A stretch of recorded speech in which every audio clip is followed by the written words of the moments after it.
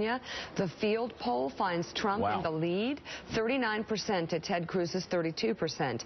Back in January, Ted Cruz had a 2-point edge over Trump. John Kasich is at 18%, up from just 1 point in January.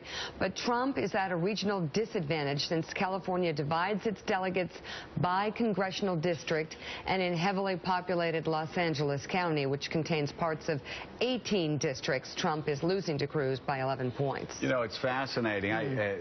You can get as many delegates out of Nancy Pelosi's district, where there are 3 Republicans, get 3 delegates, 1 per Republican, as you can in Orange County. So this really takes a high level of skill. But Donald Trump in this state up, what was it?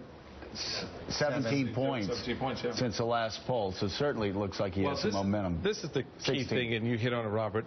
Right now for the Trump campaign, this is where the rubber meets the road, and this is where he's losing the real battle to Ted Cruz is on the ground. That organization that Cruz has been able to put in place, a lot of people chided it early on, said, this is like your voodoo science, but it's working for him. We saw it play out in Louisiana, Georgia, and Virginia, where Trump won, but Cruz is walking away with the most delegates.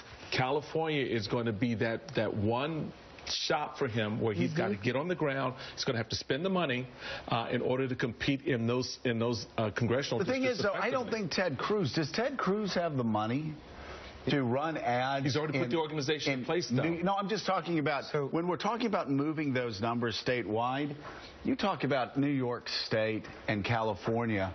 That'll deplete anybody. But this is the thing with Ted Cruz is that first of all, he has 2 super PACs, not just one, with some money in them, and he is fundraising fairly well, especially after Wisconsin.